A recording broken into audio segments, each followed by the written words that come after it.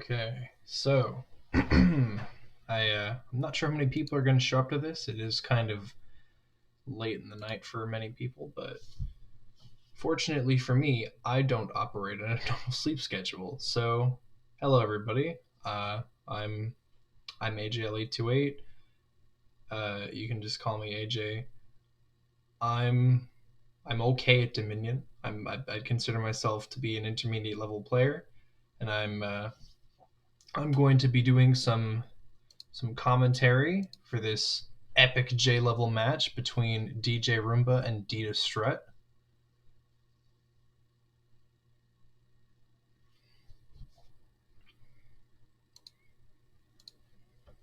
I'll be providing the my insight to the best of my abilities on each of the boards they're going to be doing.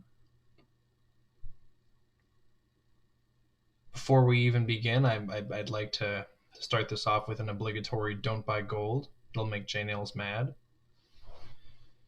And it's also not very good for your deck most of the time.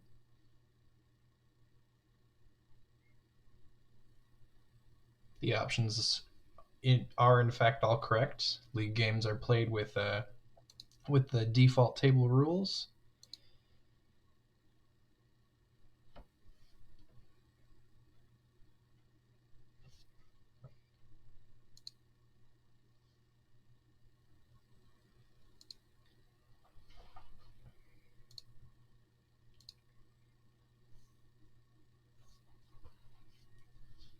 Looks like everything's set up all correctly. And away we go.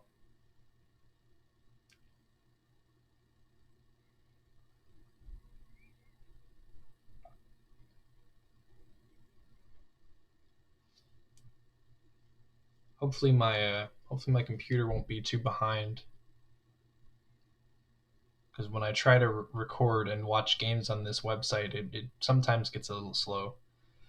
Okay, so what do I see here? We have lots of draw in Border Village, Patrol, Stables.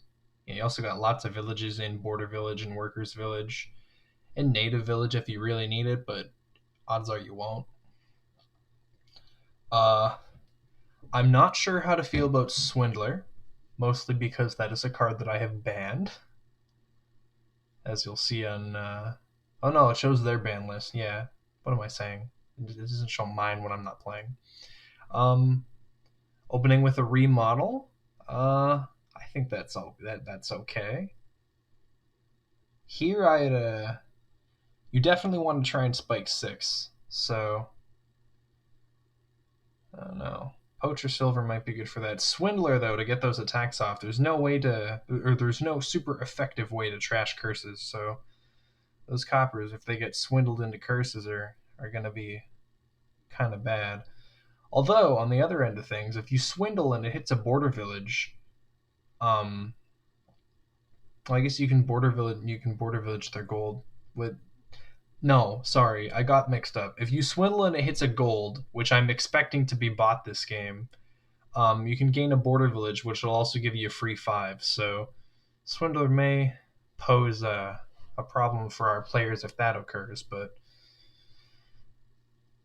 ditastrutt decides to open with it anyway. I definitely would get at least one.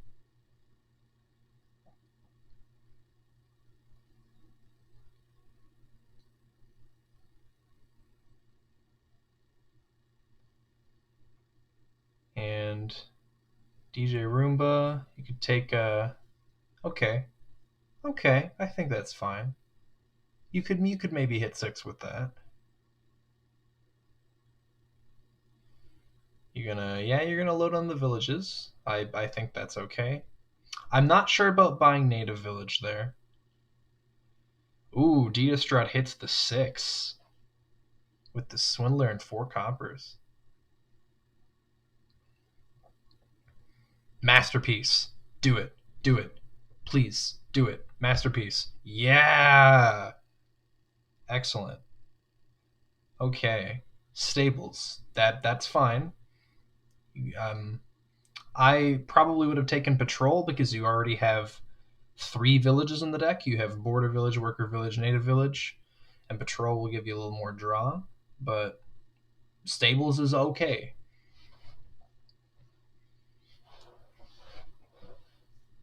I guess actually one thing you might be able to do with Native Village, just get another masterpiece here probably. Oh no, no, the opponent gets to choose. The person who plays the attack gets to choose. Sorry, I have Swindler banned in case you forgot. Yeah, gaining another masterpiece there, like it cycles him a card. It's unfortunate, but sometimes that happens. Swindler is a card that's just like that. It's very random. Again, you like right here, you're hitting an estate.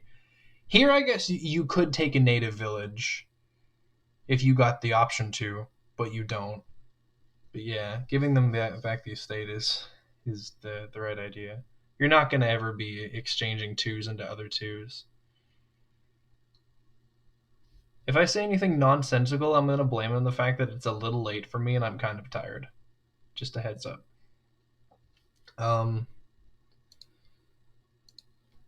We got another poacher. That shouldn't like poacher's a problem when a pile is very likely to run. That shouldn't be a problem for a little bit, but you probably don't want more than two. Estate into silver seems questionable at best. You definitely don't want to be doing that. I think you would be wanting to get more villages so you can unload on the terminal cards. Oh yeah, I had a point before about something good you could do with native village at the end. So you'd probably only really want one, maybe two of them for this, but one thing you can do with native village is you can use it as like a pseudo exile card. So if you draw your deck, you got a remodel in there. You remodel either a gold or a province or probably a border village because you're gonna be getting a lot of those, and you're gonna have extra terminal space because you have all these other villages. You can remodel a border village into a province, and then if you've drawn your deck, the province will be the only card in your deck because everything else will be in your hand or in play. So then if you remodel border village to province, then immediately follow that up with a native village, you can just set the province aside and bank the points. So it's basically like you're exiling it, but it takes a little bit of work to set it up properly. It's still something to think about. It's definitely pretty good use for native village. I like the engine-y stuff I'm going on here. I like the fact that I haven't seen any golds bought so far. And yeah, I think remodel is a very good card on this board because border village is just a very good trash for benefit card. Very good card all around. Like it's really good with trash for benefit because you're basically getting a 5 and a village at the cost of 6, but the village's price is actually 6. Oh, here we go. Trash is a gold. Oh, you bought a gold, but hey, it actually worked out for you. It didn't, or like it didn't really matter. So you have to gain a border village here. Oh, right. I keep forgetting the opponent doesn't the person who's trashed the card doesn't get to choose.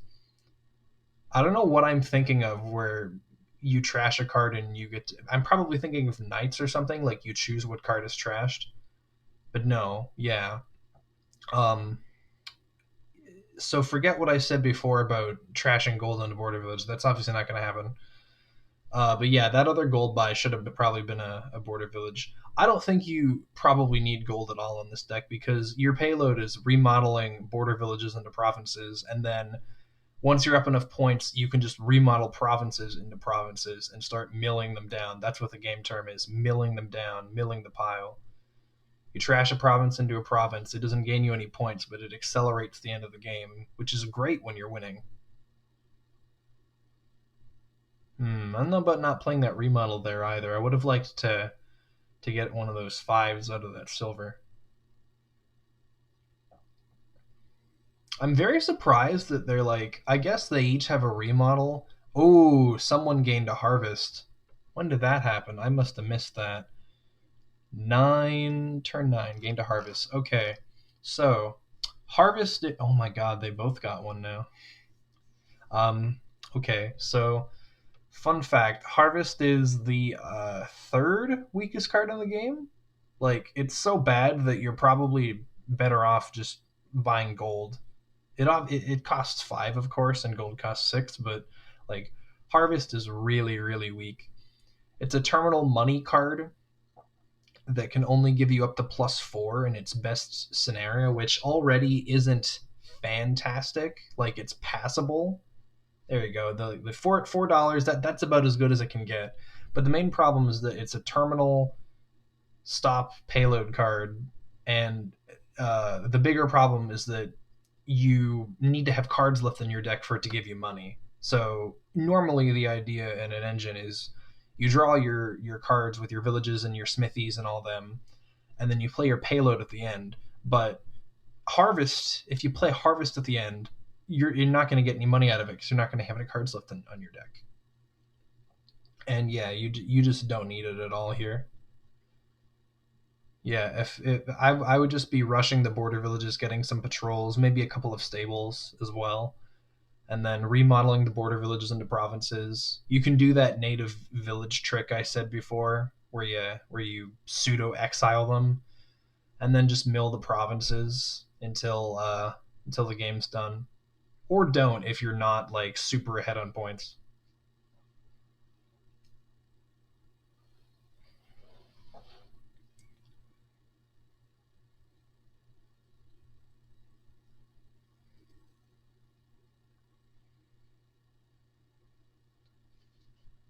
Another reason why another reason my stables might be kind of bad is because your swindlers keep like stables is good in games like this where there's no super fast copper thinning, but with swindler hitting your coppers into curses, every copper that you don't have, the stables gets a little less reliable.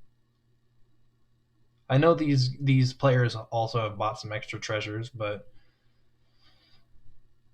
you just want to have that reliability, not have the curses in the way of what could be copper to draw with.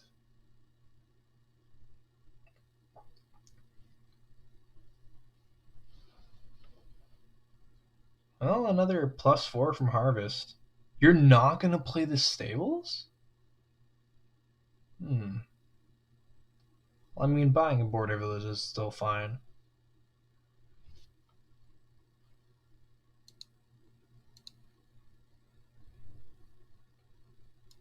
Hmm. Yeah, I don't know. I think this one could swing either way.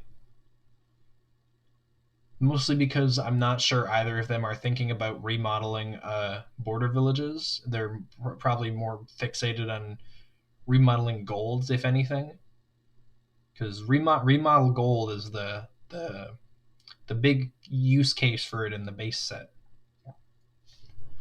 But yeah, no, it works well with pretty much any expensive card you can gain easily. Which, to be fair, is usually gold when there's a gold gainer. But Border Village works well as an alternative because you can keep your 5 costs and you can just get rid of those extra villages. Because there's plenty of villages on this board. You got Workers Village. You can keep a few border villages around for actual village use, and then you got Native Village, which, while not the best, is I mean, if you've gotten them anyway at this point, you might as well use them, right?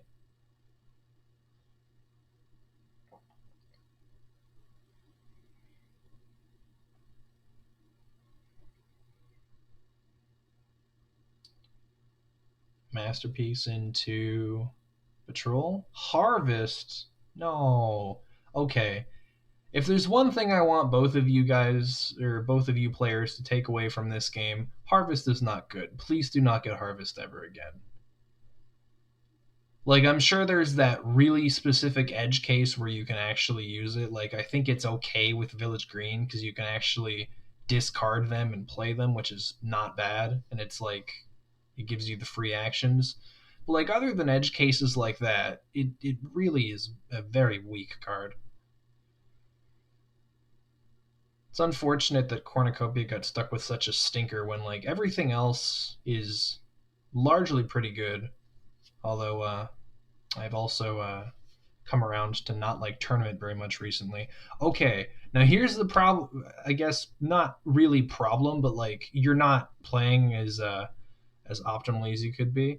You're you have 7 actions, and you're gonna have like lots of actions left over. You could those other stables could have been patrols, which provide more draw. The stables only increases your hand size by 1, and is susceptible to that swindler, copper, and the curse thing a little bit that I said before. Patrol is actually a pretty good card here because you're gonna want that extra draw with all those villages you have. And if you're drawing with the provinces, you can more easily hit them with remodel to mill them as well.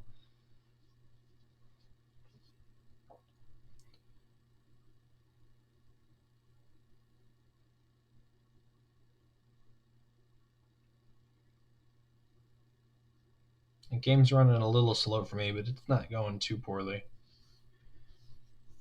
Again, that's definitely just a me thing, like when I'm recording.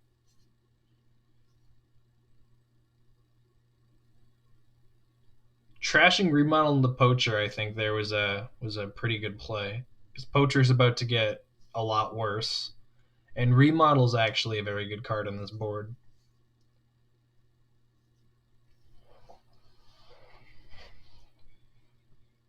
So I think I like ditastrutt's position more, but I'm not gonna pick a side just yet.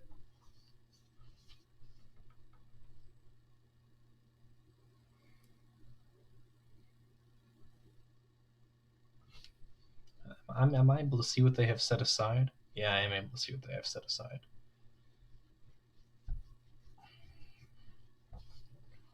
Two border villages. Okay. Um, I mean, well, yeah. You probably have enough of a lead. I think. You can just buy another province off of this hand.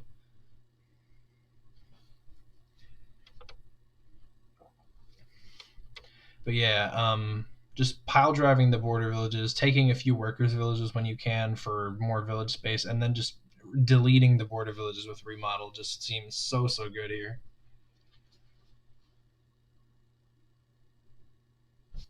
What did they open with again? I think I liked their openings. Their openings were both all right. You opened with remodel and swindler on ditastrutt and silver and poacher on. Yeah, I think I like ditastrutt's opening a little more. It is a little bit riskier, but it did pay off very well. But like silver poacher, you could do a lot worse. At least you didn't open with a village. I'm happy that you didn't open with a village.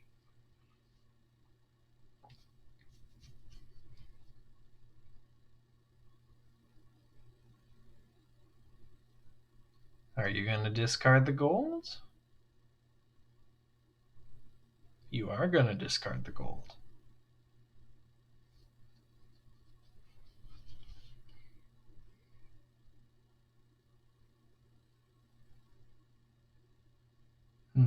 Okay.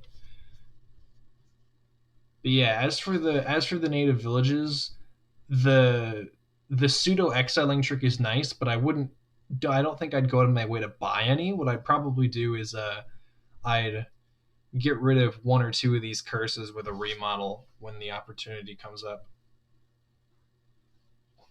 You got another harvest, my goodness. That's half the harvest pile gone. I think that's the most harvests I've ever seen bought in a game. And I also think that these players might be greening a little too early. I think both of them could have built a little bit more because now, like you saw that last turn, DJRoomba had a stables but nothing to hit with it.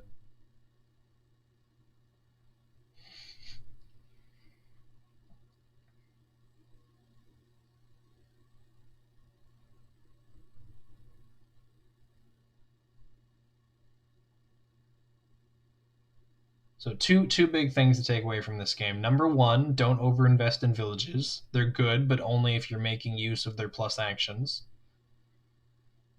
And number two, do not buy harvest.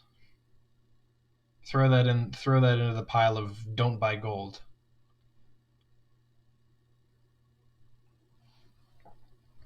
This looks like a decent hand for ditastrutt. Do they have anything set aside? They have a stables and a province set aside. Ooh. And they're going to put them into their hand. Let's see. They're going to get one province for sure. Okay, this is game. Assuming that ditastrutt knows how to mill cards, this is game. This is a win right here. You remodel province into another province. You play that poacher. That's a guaranteed 1 coin. You don't have to discard anything. And then, yeah, this is just a win. Remodel province, buy the other one. All right, play the harvest. Let's go for it. Remodel province into province. No! Oh, no, you missed a win. I mean, granted, you're probably still fine, but yeah, you had a win there. If you remodel province into province and then buy it, you were up on points. You actually would have you only would have had 3 fewer points than you do right now. So yeah, you'd have won 28 to 18 there. Just something to keep in mind. One of the reasons remodel is kind of good beyond the whole trashing golds or border villages into provinces is that milling provinces is actually pretty good when you're winning. But it looks like ditastrutt's probably going to get this game anyways. If I had to guess. You only need to get 1 province left.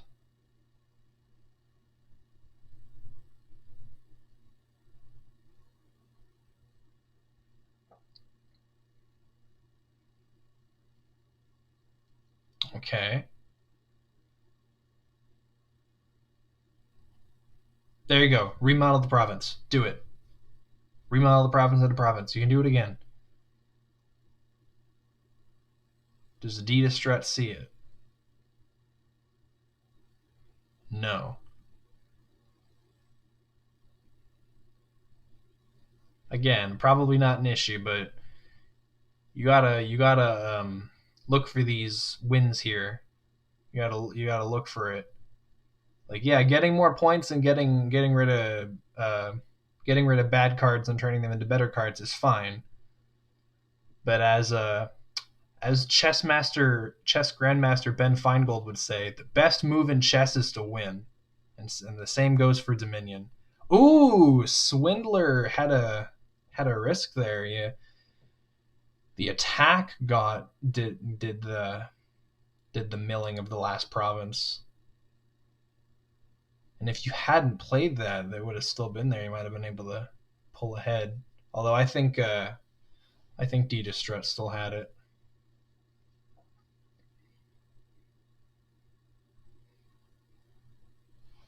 Okay, so 3 points. Number 1, don't overinvest in villages. Number 2, don't buy harvest. Number 3, mill points when you're ahead. Specifically, mill provinces when you're ahead.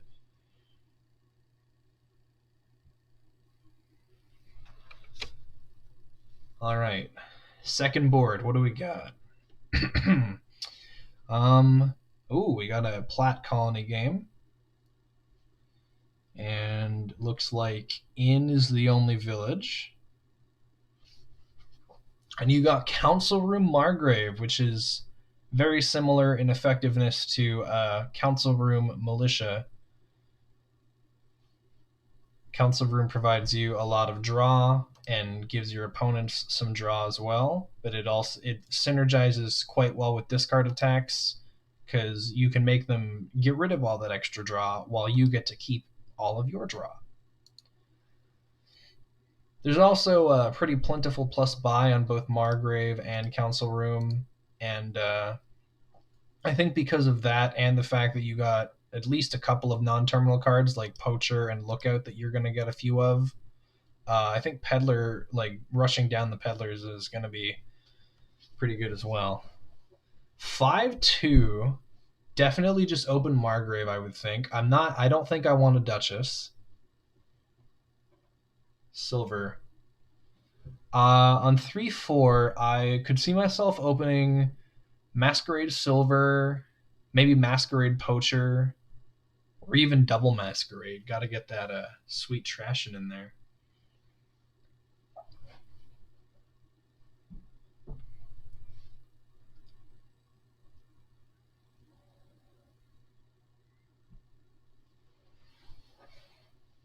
Forgot I made myself some dinner. I should probably eat that. It's a little late for dinner, but it's okay.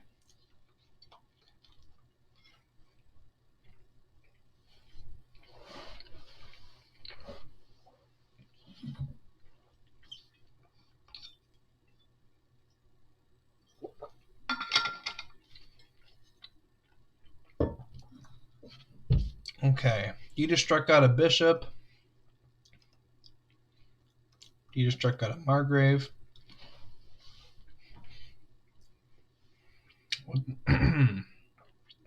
Poacher. Makes sense. You're definitely both going to want some ins now. This would be a very good time for DJRoomba to pick it up right before the shuffle. You can get all those actions back in there and have a pretty good turn next turn. I don't like the did you open with it? Yeah, you did. I don't like the bishop open cuz and like I get it cuz I also used to do this all the time. I used to think opening bishop is fine cuz you can trash estates and it nets you points, which is true. It does net you a little bit of score off of trashing the estates. And off of the coppers afterwards, but the main thing is that it lets your opponents do an equal amount of trashing as you, and they did not have to buy the trasher card. Getting a free trash off is pretty powerful in the early game when you have 10 stinky garbage cards you don't want. So for the purposes of trashing your own cards, Masquerade is a much better choice. Lookout is also okay.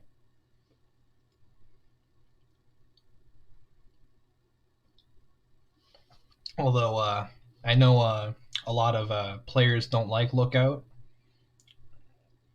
I used to feel kind of similarly. I think it's fine, but it's one of the cards that's speculated might be cut when the new Seaside Second Edition comes out. It'll be interesting to see how that shakes up the gameplay. I think I'd grab the Peddler and then I'd probably grab maybe another inn. Definitely not a gold. Bad DJRoomba. Don't buy gold.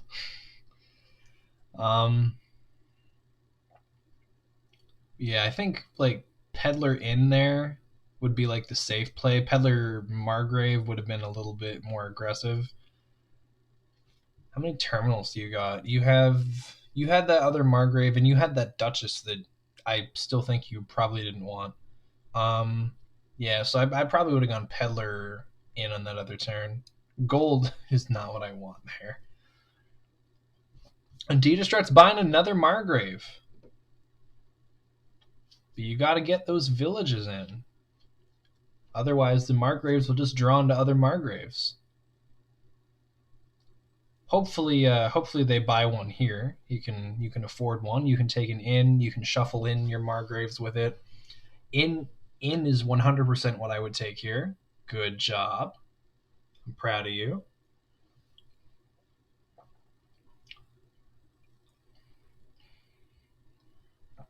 And I'm just trying to think, how are we looking to score here? Bishop's not. I don't think Bishop's that great because, again, it's not very good as a trasher card because it lets your opponents trash as well.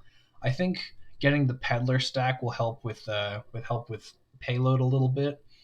You can also get a couple of platinums and then just go for like probably double colony or so, maybe triple. I don't think you could build up to like a mega turn conceivably.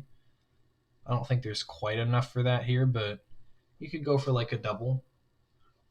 There is a lot of draw and there are some extra buys. But who knows? Maybe you could go for like a just keep building and building until you get an absolutely enormous turn off to score. With provinces and colonies, you might be able to.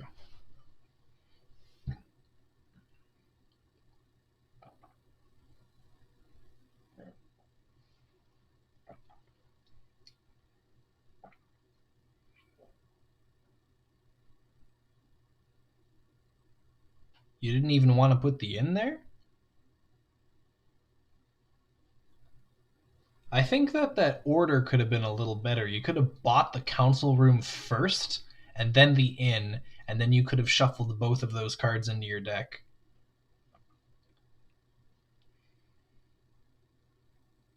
It's a bit of a tricky play to spot if you're not used to it. Like normally the order you buy things in does not copper.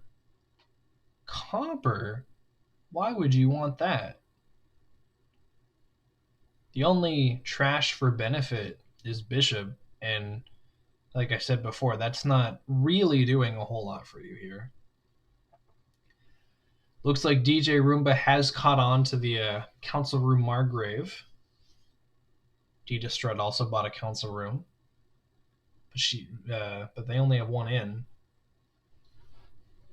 So I don't know. You're over terminaled there. I'm pretty sure you're gonna want more ins. I think I substantially like DJRoomba's position more in this one. Definitely grab peddlers with your extra buys. I could see just like in peddler, or maybe buy the peddlers first, obviously, so then you can shuffle them in. So yeah, peddler in, maybe peddler council room. Although you're not as bad over terminal as Ditastrutt, but I think you're gonna want more village. So yeah, I think peddler in is what I would do here. And then go for a couple more council room Margraves once you got more village control.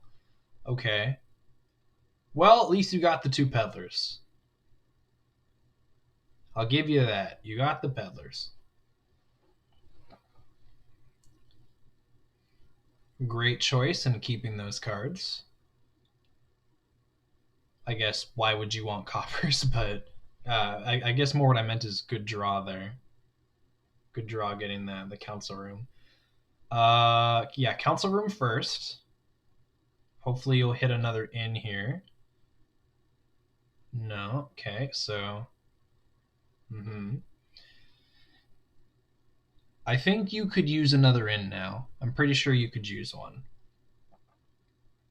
I don't think you're gonna need another one for a little bit, but you could definitely use one right now because you got to feel. Oh no, no, not gold. Not gold. Anything but gold. This is a colony game. Don't you want platinum? Platinum is so much better than gold.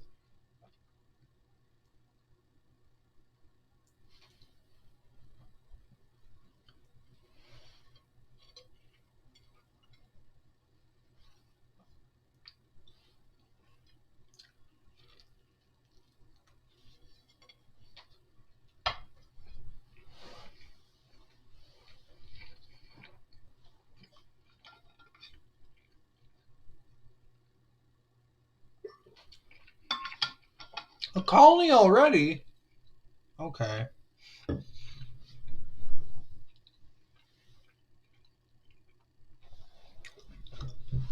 And now here you can see Ditastrutt has two Margraves in a council room. You really, really need that in.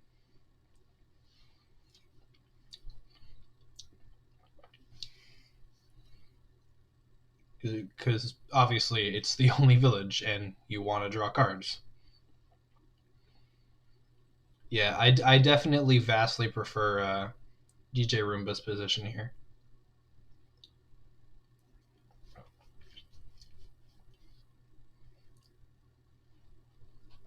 They're cycling their cards much more.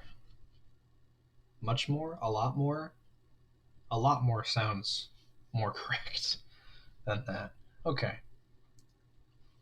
But honestly, like I think you could even go a little harder on the draw. Like you could just like get a lot of, if you could get a lot of ins and like basically stockpile a lot of buys, you could eventually like just dive into the peddlers and then just kind of score. You know what? Actually, I disregarded bishops before, but one thing you might be able to do, because peddler costs so much during your action phase, you can trash peddler with Bishop for 5 points, which is pretty good, especially when you can pick him up for free with all these extra buys. So I think I might want. I'm not sure if it's something I would do, but it's something I'd consider. You could definitely go dive into the peddlers and then just no, not gold, please. You could go into the peddlers and then you could trash him with Bishop, and then that could be part of your scoring condition there. But maybe that's too slow. I'm not sure. It would probably be a lot better if this wasn't a colony game. Like, if there weren't colonies, I think Bishop trashing peddlers would be a lot better, because 5 points, like, it compares a lot to province. But then there's also the I guess the issue of that you don't have a whole lot of terminal space.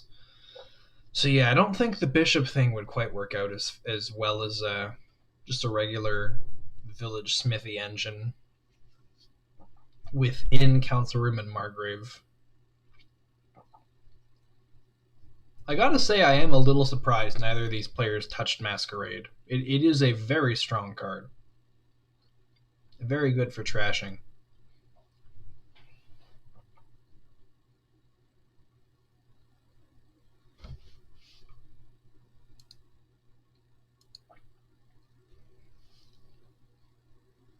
Okay, getting another in.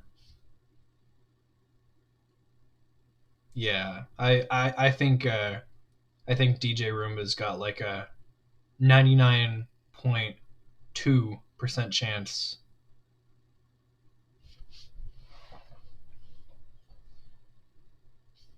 I don't know why I picked that number specifically.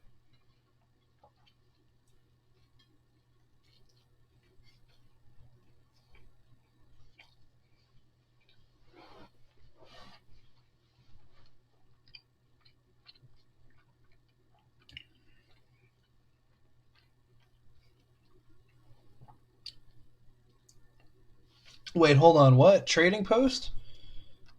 I must have missed that. Trading post on turn 13. Okay. No, I'm going to say trading post on the first shuffle is pretty good, although I don't think I'd get it with Masquerade on the board. His Masquerade is just a lot stronger than that. Trading post on the first shuffle is okay. We're pretty good. Trading post on the second shuffle is okay. Trading post after that, it's probably too late for it to be that effective because it really only thins you by one card. And trading post on turn 13, way too late. Like you should not be getting a thinning card on turn 13.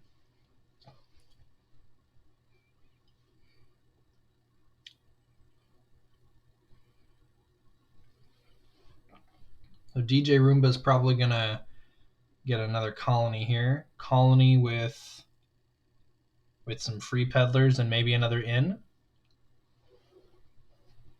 Okay. Or a gold and some peddlers. At this point, you're far enough ahead that I don't think you have to worry too much.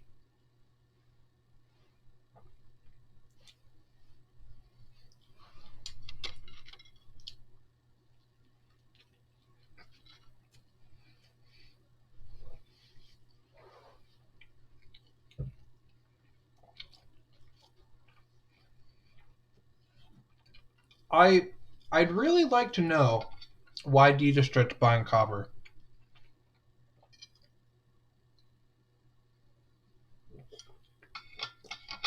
I don't see it.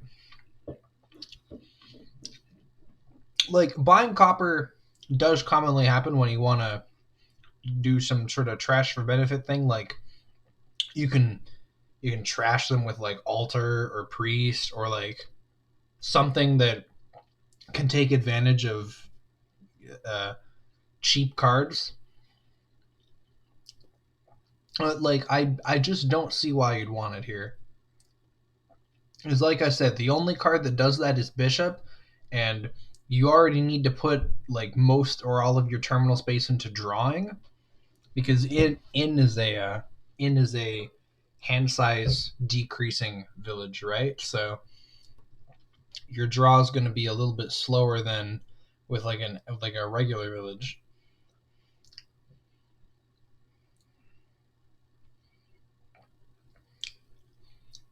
Yeah, like the only thing I could see you doing is like bishop.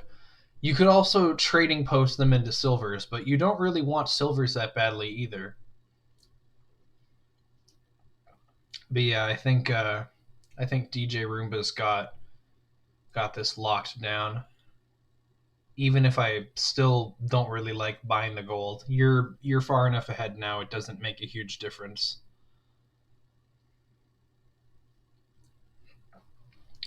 Because you are cycling your deck a lot better than ditastrutt has been able to. Does Dita? I think ditastrutt still only has that one in.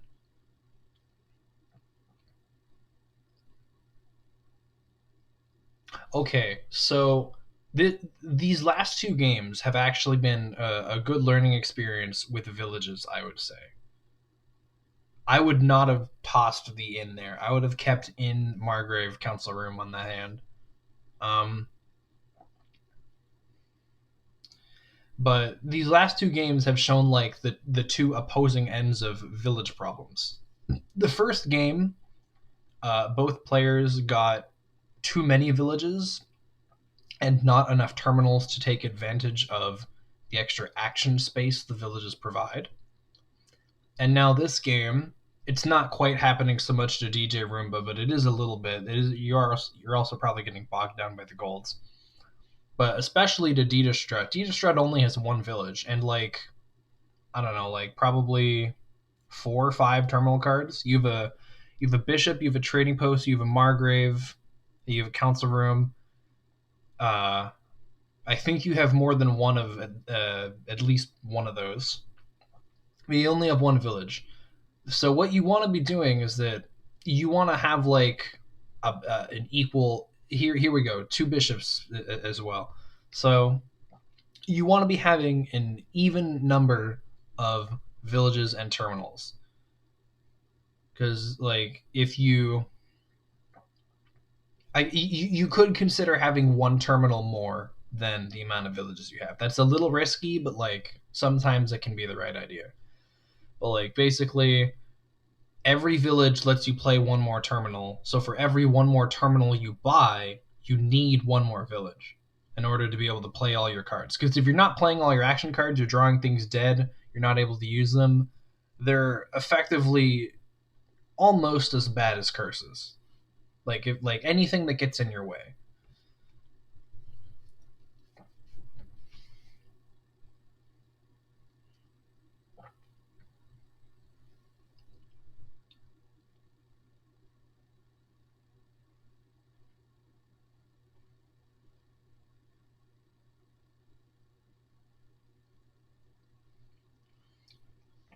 But yeah, at this point, DJRoomba has 100% locked and secured the win. You just need to hit 11 one more time, which should happen after another turn or two, I would think. Yeah, duchies are like a good kind of comeback in province games, but in colony games they don't do a whole lot, unfortunately. And it looks like DJRoomba is having a very good draw. Council room first, good playing. Peddlers next. Now you can toss those colonies, and you should be all good to hit 11 again. Yeah, there you go. There's the win. So another good game. DJRoomba played that one pretty well. Ditastrutt, remember to buy more villages next time. Remember count your terminal space, your number of terminals you have, and your number of terminals you are able to use a turn.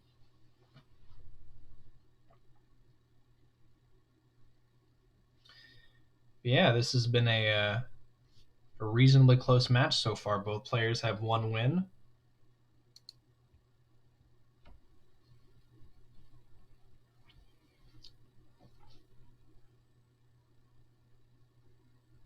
My computer does not like all the cards being shuffled. It took a minute to do that.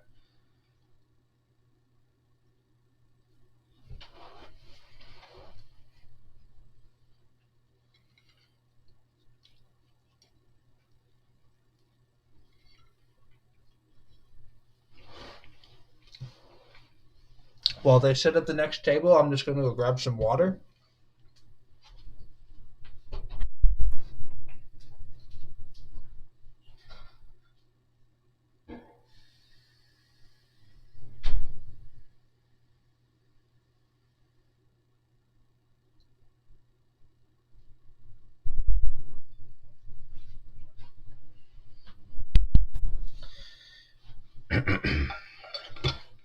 Okay.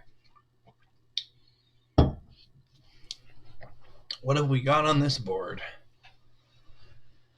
Okay. Masterpiece. First thing to check for Masterpiece is any of the power combos it has. I'm not seeing any. There's no reason to want a buttload of silvers in your deck. Quarry is... Well, we got a plus buy source and pawn. I'm not sure I'm super feeling Quarry, though. Because pawn's the only buy source, and if you use pawn for buy, then it won't draw or it won't give the action back. Opening with Quarry. I mean, if you really want to hit 5, and just a matter of what other sorts of things you're going to be doing here. I guess you know what? Okay, Quarry is actually all right because with Quarry and Stonemason overpay, you can get multiple 5s really easily. Like you can Quarry, the Stonemason will be free. The 5 cost cards will be. I don't like the Menagerie Open. I don't super like the Minion Open, but like it could have been worse. A 5-2 is maybe not the best here. But yeah, the Quarry here is actually pretty good because Stonemason with Quarry out, Stonemason will cost nothing. The 5 cost will cost 3, and I'm not sure if they're going to do it here, but you can. Okay, so what you could have done on that last turn, ditastrutt, what you could have done on that last turn, you could have bought the Stonemason for free. You could have overpaid for it and then gotten 2 minions. I'm assuming these players are both pursuing a minion stack, which, I mean, yeah. I'm not sure how well that works with Menagerie, because Menagerie kind of counters hand size attacks.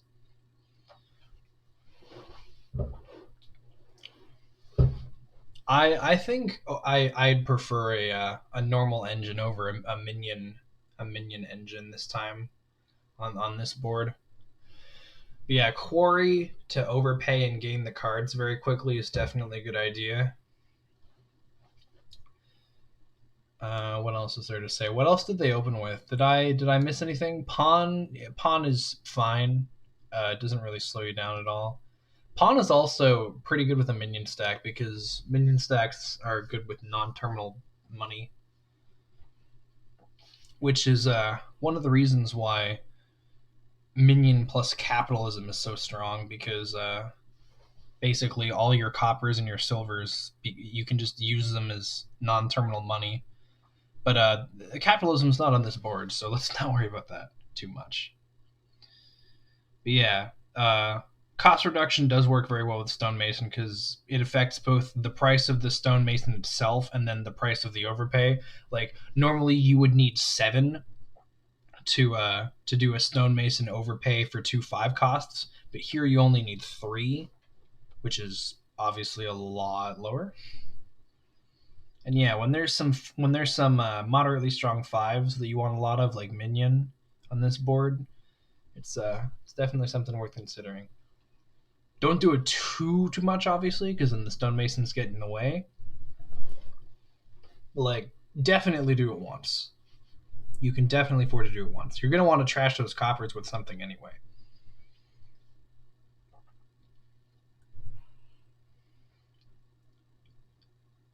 Oh no. Okay, so gold is very not good in minion decks because minion does not want to be what was I going to say? Minion does not want to be clogged up on the treasures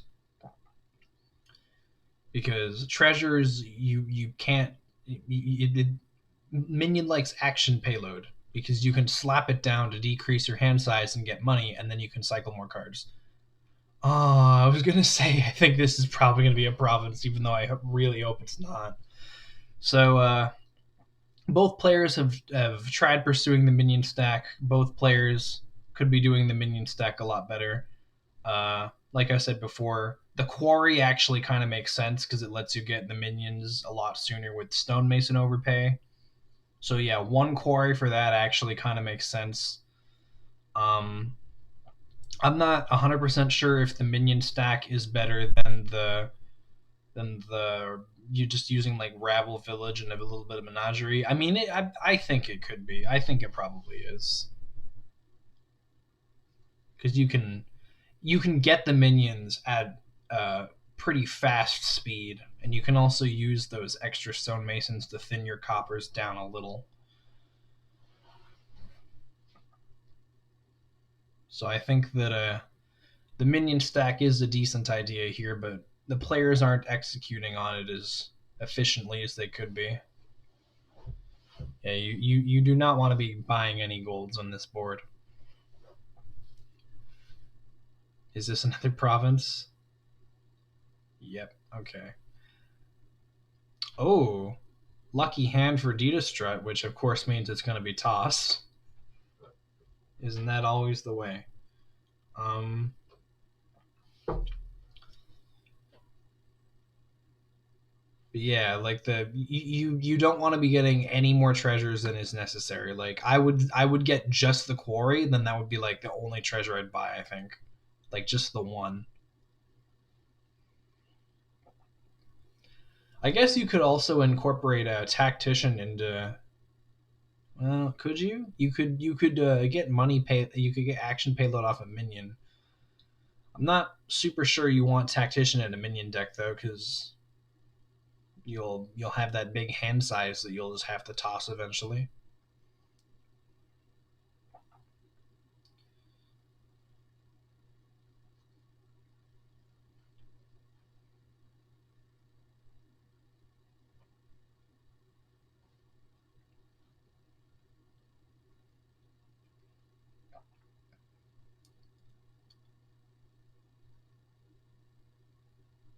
Yeah, I'm not sure that there's much else to say about this board. Minion is a little bit of a monolithic card.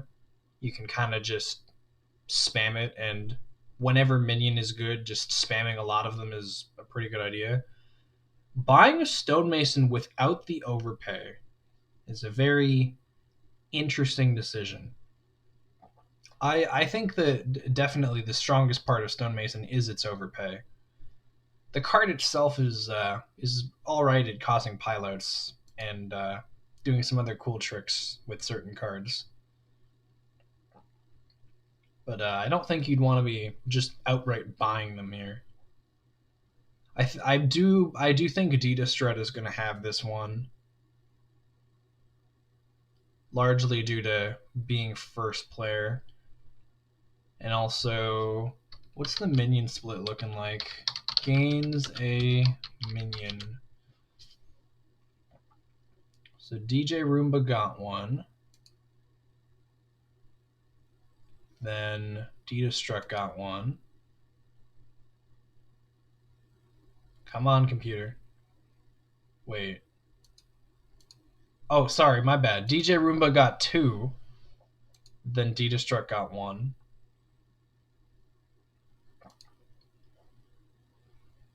Then ditastrutt got two.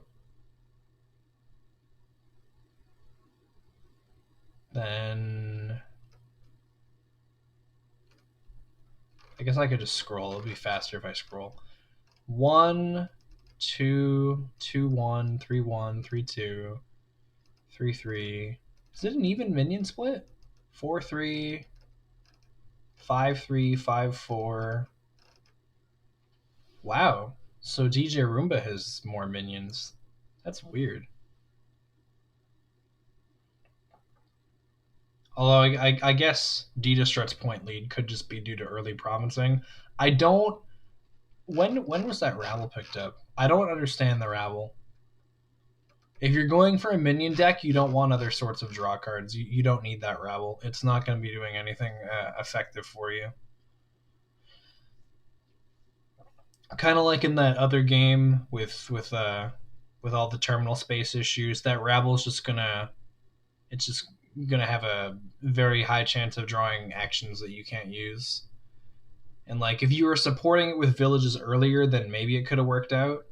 But I think the fact that you can overpay for the minion stack just makes it too good here.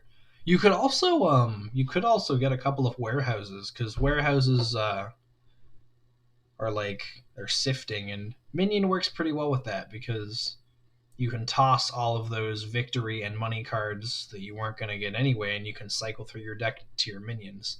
So I think warehouse would be a pretty good addition to the minion deck.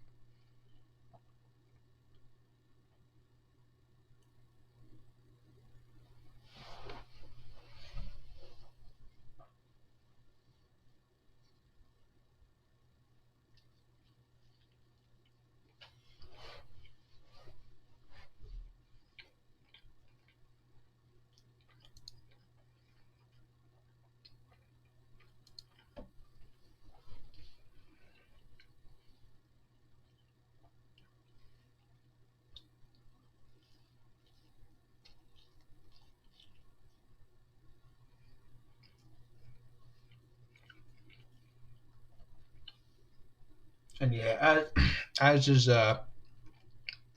commonly the case, we're going more and more into just buying gold. I promise you, it's not as good as you think it is.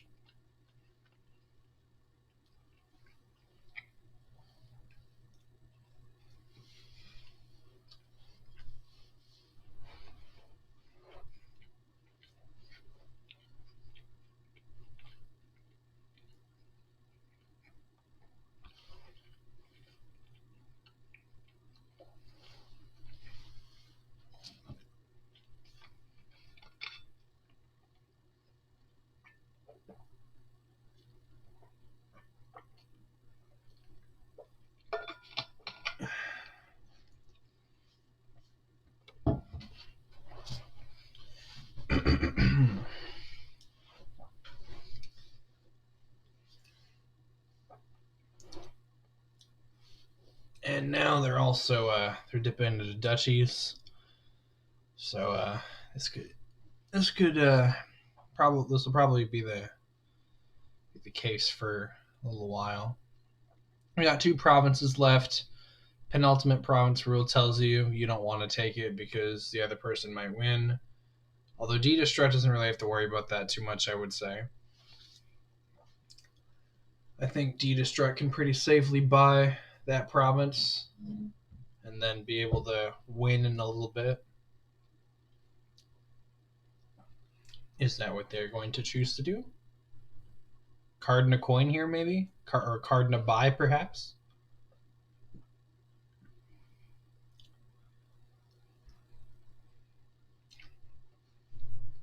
Province. Yeah. So this one should go to ditastrutt, I think. Although you can never be sure.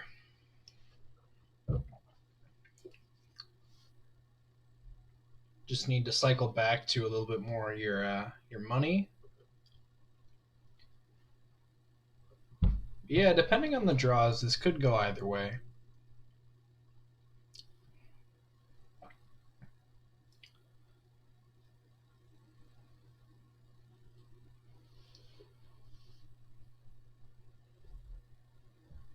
Silver? Okay. Hmm.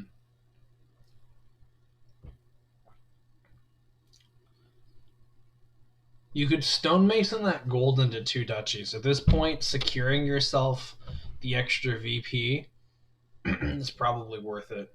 Because you'll hit a point where you'll hit the half VP mark is what it's called, which there in a normal game, this being an example, in a normal game with no junking attacks with curses, um, there's 48 points in provinces, 24 points in duchies, and 8 points in estates. So that's a total of 80 points.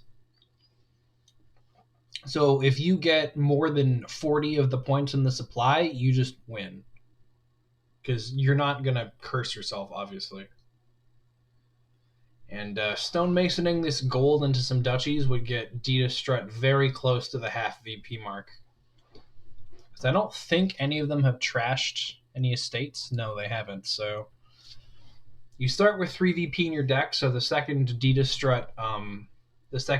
ditastrutt hits 43 points, the worst they're looking at is a tie. And the second that they hit 44 points, it is a guaranteed win because there just aren't enough points left.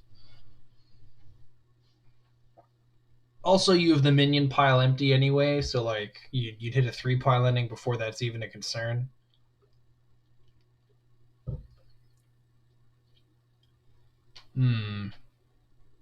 Is this a tie?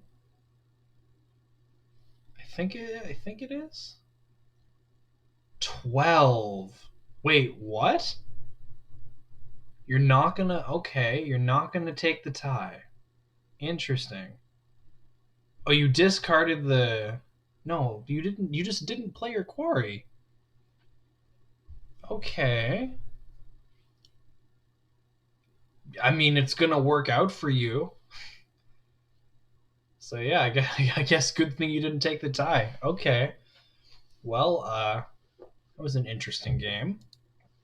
So now it is 2-1 for DJRoomba.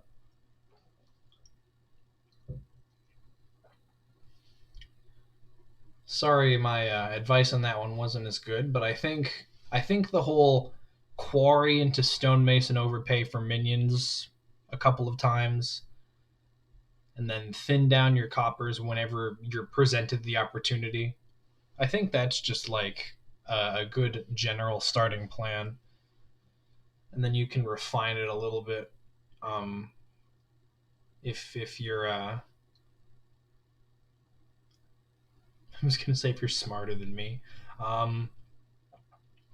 Yeah, but like I'm not sure what else you'd do in that board. There might be something else that you could do other than just go minion stack, but it's above my pay grade. I think that plan would work at least pretty well. Anyways, we oh no, what is the computer doing? It's got a menagerie from the last game. One sec. Hopefully this fixes it.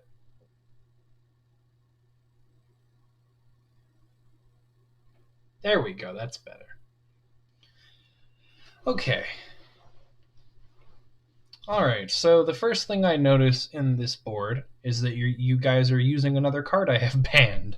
Mountebank is not a fun card. But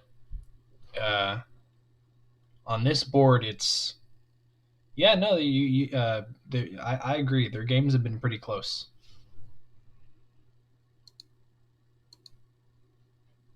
I definitely agree with that. Yeah, there's not really much to do to work around Mountebank here. Like your only trasher, because we're not counting mine, because it can't get rid of curses and it'll only turn coppers into silvers. So yeah, this just looks like a game of complete Mountebank domination. Your deck is just stormed with coppers and curses, and there's not enough trashing for you to do much else. Of course, Masquerade is a little bit of a counter in that you can pass the curses over to your opponent, but then you'll probably just get them passed back to you if they get their own Masquerade.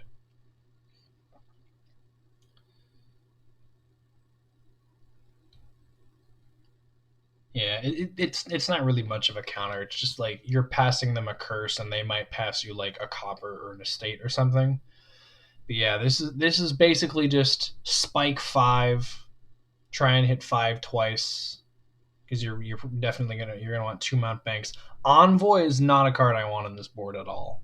Mount Banks is gonna be junking you up so much. There are two openings I could see. Like if you have a 5-2, just open Mount Bank. If you have 3-4, there's two openings I could see. I could see Masquerade Silver, or I could Pirate Ship. Really? Really? Pirate Ship. Pirate Ship is also another very weak card. And another card people are suspecting is going to be replaced in the Seaside Second Edition, because it has the same problem that the old Thief card did, in that it can trash your opponent's coppers. It's very occasionally good, but it's way too slow. Gold. Okay, I'm sorry. Okay, I I hate to jump to conclusions, but ditastrutt is in a much better position. Mount Bank is absolutely the most important card on this board, as it is in many boards. Pirate Ship on 6. I I really don't understand this fixation on Pirate Ship. You're helping the opponent thin the coppers that you're going to be junking them with, ideally. You're also kind of over terminaling yourself again. Like if you get 2 Mount Banks and you don't have any villages, that's okay, because the expectation is that you're junked up so much anyway that they're not that likely to collide. Yeah, this is definitely just like a Mount Bank Storm game. Envoy is not very good because the trashing is too slow to counter Mount Bank effectively. And Pirate Ship won't be able to build up enough money, because if you're being junked so heavily, you're never going to see it. It's just going to be coming up so few times.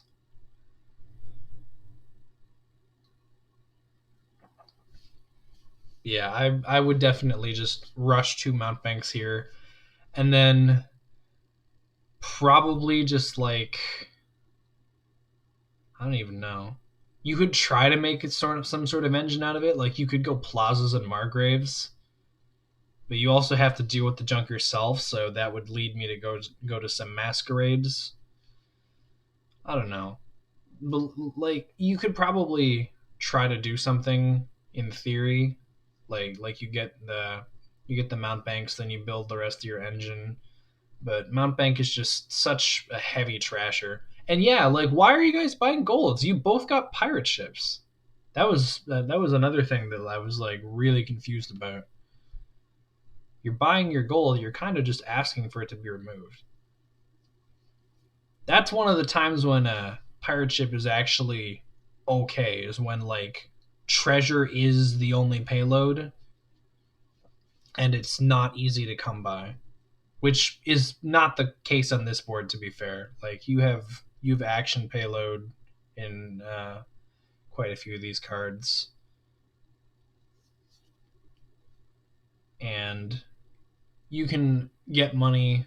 You can get gains pretty easily. This isn't like a single gain board.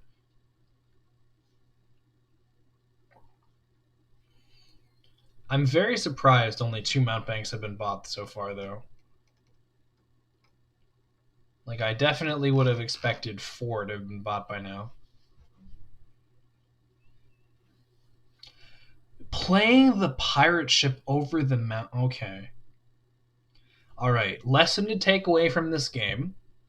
The first lesson is ban Mount Bank because it's not a fun card to play with.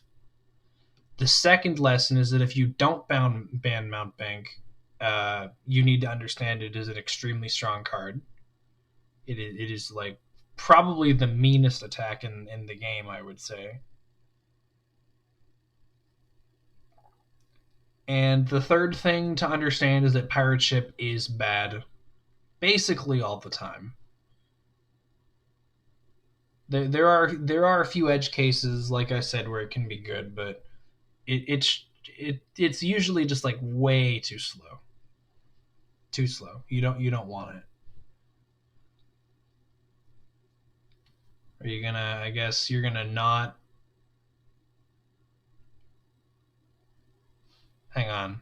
Were you gonna not trash the coppers and then you had $9 instead of 8? I believe that's what is attempting to be happened here. You don't want to trash the copper so then you can buy platinum, which I guess makes enough sense given the route that you're taking here.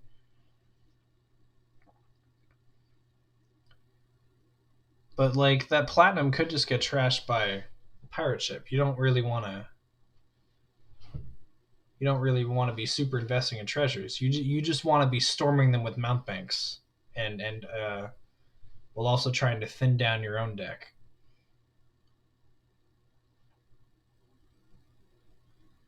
I think if it weren't for mount bank ruining things, of course, Baron could be okay for payload here because it's not a treasure. And you have a fair amount of village space. You have plaza and walled village, so that's 20 villages available.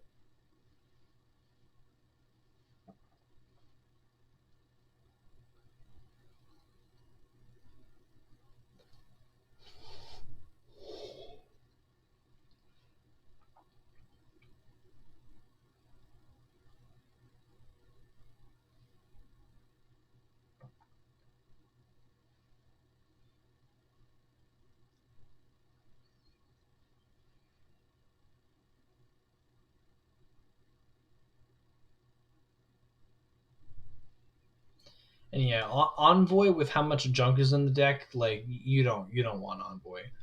Also, like 2 villages have been bought.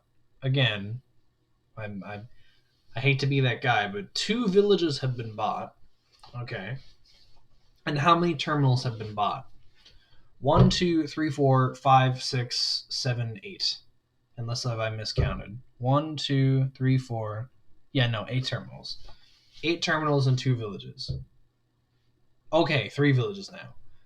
But like you need more village space than this. You need more villages to have more terminal space than this.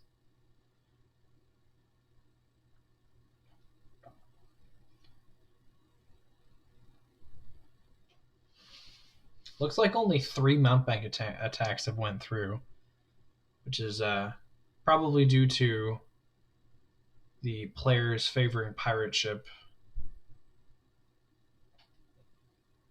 Are you gonna play pirate ship or mount bank here? Again, like mount bank is absolutely the thing to play here. If you keep handing out junk at the rate that mount bank does, a mine, you're already very very terminal.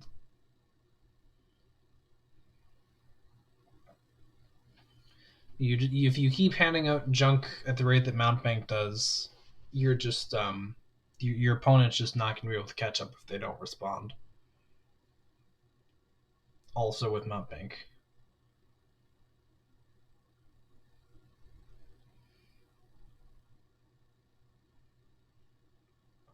Oh, I think this is gonna.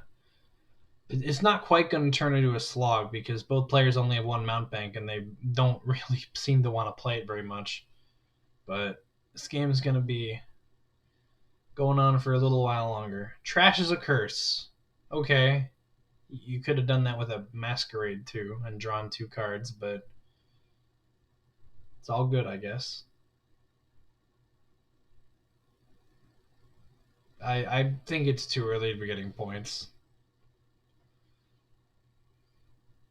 but I don't know. I'm not, don't really have much else to say on this board. Like just mount bank Masquerade to try and deal with the mount bank, and then you have other engine bits that you could, in theory, construct a deck with if you can get around all the mount bank junk.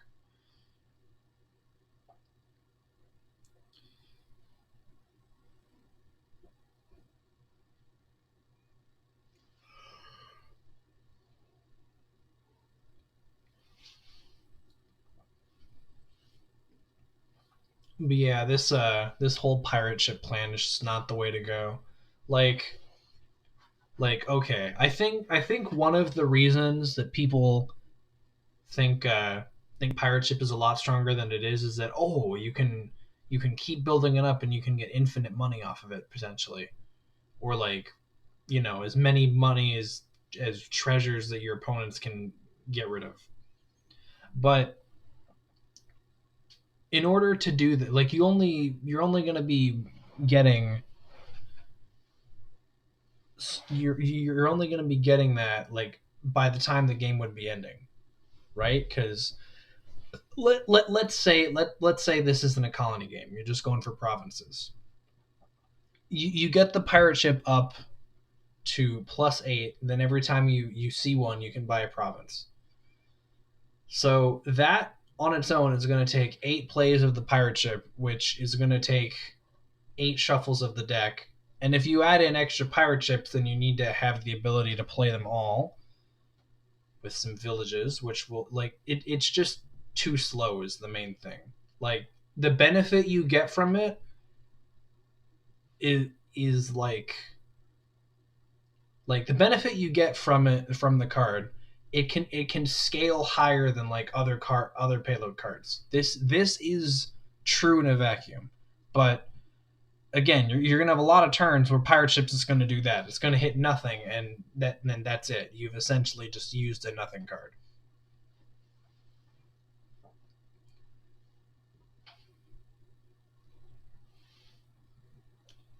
Like, it has to land. And then there's also the issue of it can thin your opponent's coppers, which is often something they want to be doing. And it builds up its economy just way too slowly.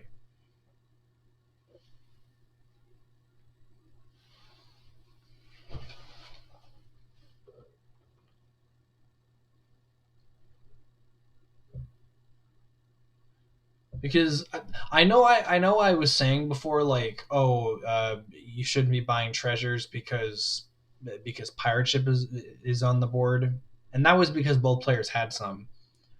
Um, but the thing is that, like, you don't need to buy treasures here because other forms of action payload exist. Like you could just use Mount Bank or Baron or something. But like, even in the event that treasures are the only payload, the pirate ship is still probably going to miss a lot. And the fact that you have to do the attack and you don't get any benefit out of doing the attack, like consider Bandit, right? Bandit is kind of a similar card. It gives you a gold and it lets you trash treasures from your opponent. This one is a little different, of course, because you get to choose the treasure that's trashed, and it can actually hit copper. But like, Bandit is always giving you a gold. A gold gainer for 5 is something that is useful often enough, like, because of the benefit it provides you. The attack is kind of like a bonus. Here, the attack is the main thing in the card, and if the attack misses or is blocked or whatnot, then, like, that's just it. You don't get anything out of it. Like the attack is not providing you any sort of benefit on the turn you're choosing the attack option. You need to spend all these turns building up the value by choosing the attack, hoping it lands, and then you need to spend a few more turns making use of that coin output. And it seems both players have gotten a little frustrated and abandoned going for colonies in favor of going for provinces. Turn 25 is pretty long. This is a Mount Bank game, but again, the players haven't really been going for Mount Bank that much. There's still 4 curses left, and we're 25 turns in.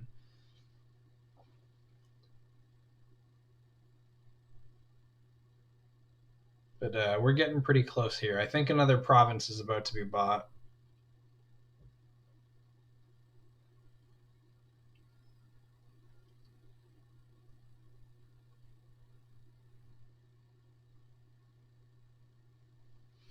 Yeah, another province probably because you wanna get this miserable board over with. I get it. I don't like Mountbank either. By the way, you should ban Mountbank. It's not fun. If you take away nothing else from this board, I want you to take away ban Mountbank. It's not fun. But anyways, we have another win in hand for DJRoomba.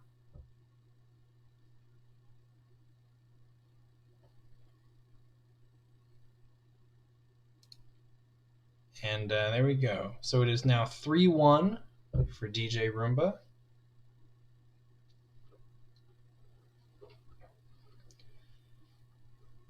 And yeah, for a lot of the game, each player only had one Mountbank. Okay, now I just want to. I guess you did pick up some villages at the end, but then again, let's do a count. How many villages? We have 5 villages in the deck. How many terminals? 1, 2, 3, 4, 5, 6, 7. That's a little too many. Here we have 4 villages, and we have 1, 2, 3, 4, 5, 6, 7 terminals.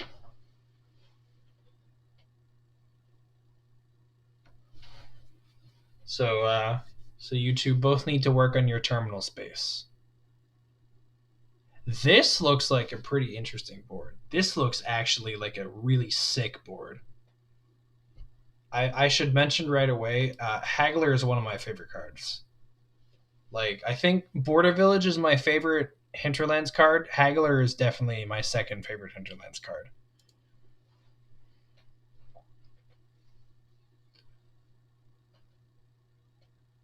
Is this candlestick maker made of candles with that melting face? You know, I hadn't considered that. That is a pretty lopsided looking face that this guy has.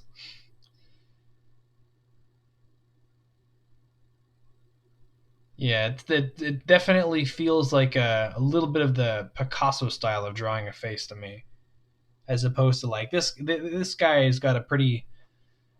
I don't think I don't think his facial hair is very fashionable, but like he's got a pretty normal shiny bald head. I really like the develop art. This is a nice kingdom. This is a nice palace in the background. These people are pretty well done. I like the haggler too. He's so psyched out. He's like, "Yo, guess what? Guess what I got in the bag? It's $2 plus all the extra cards you could ever want."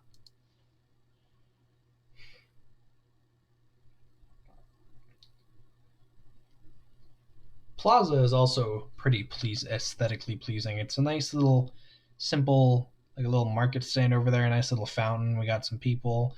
Anyways, back to the actual card game. Uh, I like Plaza's art, but I don't think you should open with Plaza. Um, so this is definitely a board where you steamroll hagglers. Candlestick maker, okay. Um, I think I think this is a board where I would open.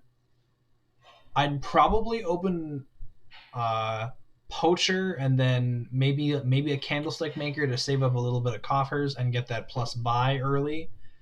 I think I could see poacher candlestick maker. Poacher silver is also okay. What did you do? You did caravan silver. That's acceptable. I think that's fine. Um, but the first goal, the one of the biggest goals here is you want to buy a mint. You want to remove those coppers because develop is not a very good card for thinning. So you wanna get a big mint off. You want to try and get rid of as many coppers as you can. You do not want to be caught buying gold. Please stop buying gold. You do not want gold. What you want to be doing in this board is you got Plaza for village, you got Smithy for draw, and then you can get a couple of hagglers in for some extra gains. And then what you can do is that you can like kind of just drain piles very quickly. You got some plus buy on Candlestick Maker as well to help you with that. You can go province, and then with your hagglers out, you can gain like treasuries or extra smithies or plazas, and like you'll have a lot of pile control basically.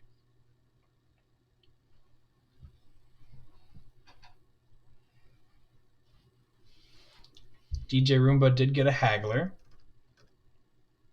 Unfortunately, they also have a gold. They have 8 money in hand. Every time someone has 8 money in hand, I'm a little afraid they're gonna province too early.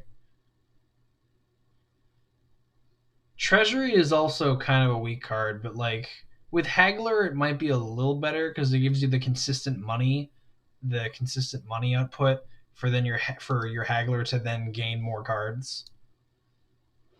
But it's probably still just too slow here. Like if you want a peddler, go for poachers. Don't go for many of them, of course. Maybe just one at the beginning.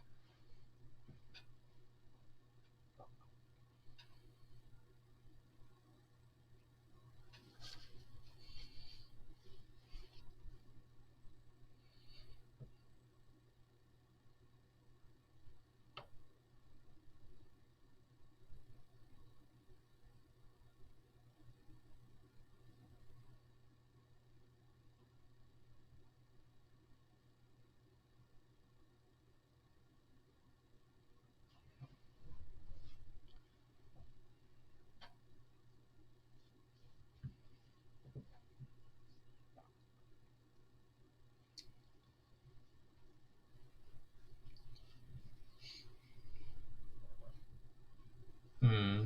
Okay. Yeah, I would my first goal definitely would have been to mint off a bunch of cards, but seems like these two aren't going for that. So they're gonna have sorry.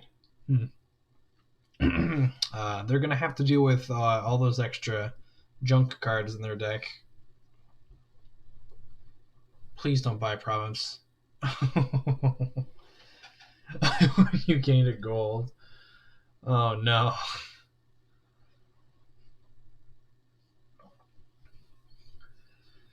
Okay. And you also got a province. It's too early to be getting points. You want to be building up more because then you can have so much pile control. With Haggler, you can gain points and then also be able to still get more engine parts. Like you can hit a point where Haggler, you do buy a province and then you can gain like I said before, you can get like treasury, caravan, plaza, smithy. You can get all that good stuff. With the way that they're using Haggler, they're not getting the most out of it. Haggler is good. Haggler is good in multiples, and Haggler is good with extra gains, extra plus buy.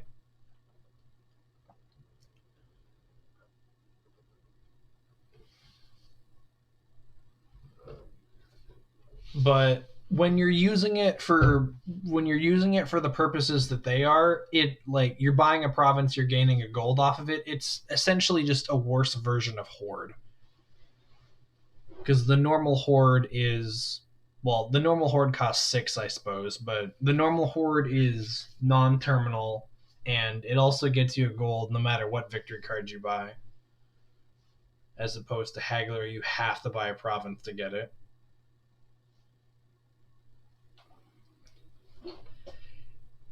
And again, like I think this is like something that most people overlook is that like money strategies can get a few point cards pretty fast, but the problem then comes with you have no pile control at all because your deck is just coins and your deck is just coins and point cards, and it takes you like 4 or 5 turns to go through a shuffle.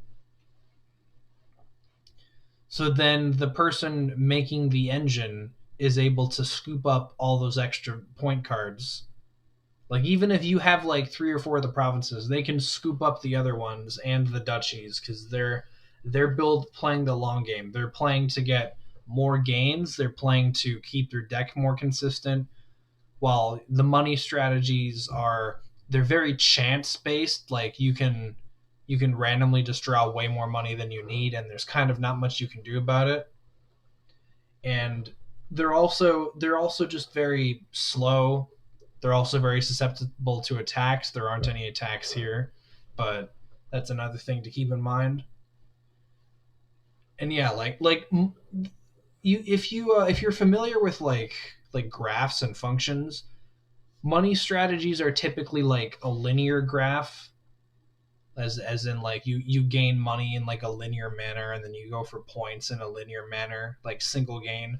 But engines, with their ability to cycle and use all of their cards and get these extra gains and these extra plus buys, engines are typically more of an exponential growth, which is a lot more than a linear growth.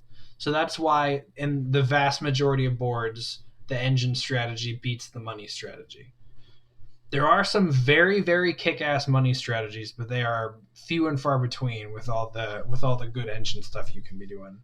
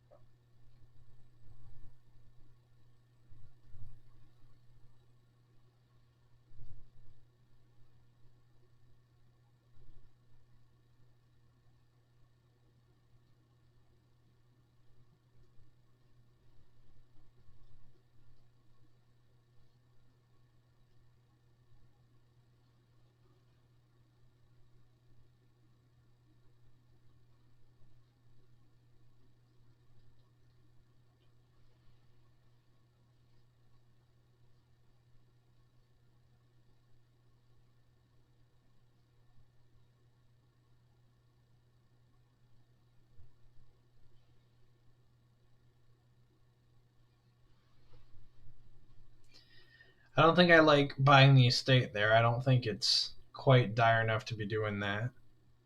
DJ Roomba's probably got this one. Yeah, you'll take a province here. You'll have your 3 treasuries, which will be able to give you extra cash until you decide to cash into a victory card. So yeah, this one should be going to DJ Roomba in all likelihood.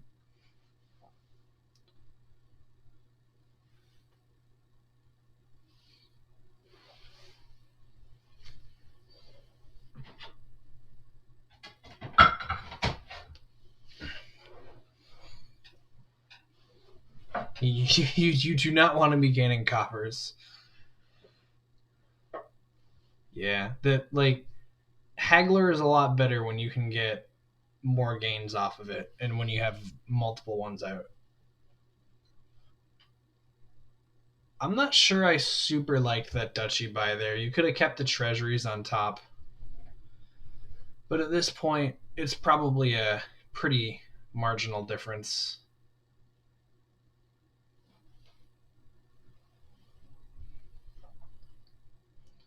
But yeah, like if you're just using the treasury as a, I didn't go into treasury much, but I didn't go into why treasury is not very good. Um, Treasury is in a lot of games. It's just a $5 peddler. Like it'll stay on top of your deck, but if you're able to trash down and cycle through your whole deck anyway, it's not really a huge bonus after a little while because you'll be cycling your deck and you'll be cycling to all your peddlers anyway. And 5 is a lot more expensive than 4. As you may know, the gap between 4 and 5 is a lot bigger than the gap between 3 and 4. So that's why $5 peddlers are not very good. The main use case for treasury comes down to a couple of very good synergies with some of the events. Like treasury, by the way, this is a win for DJ Roomba. So good job there. That's 4 to 1. But treasury works really well when you can gain victory cards or like gain points without having to buy victory cards. There are a couple of events. There are 2 of them that are notably come to mind. There's Dominate from Empires, and there's Alliance from Menagerie. Both of those get you a lot of points without you actually buying victory cards. You're buying an event that gets you a victory card. Treasury is a lot better there because you can keep the consistent money output even while buying points every turn. But even in those scenarios, Treasury is a little bit slow because again, it's only an extra dollar of income for 5 money. And they're on their last game. I'd be getting sad too if I was on my last game of Dominion. This is a really good game. If you haven't already, buy buy Dominion.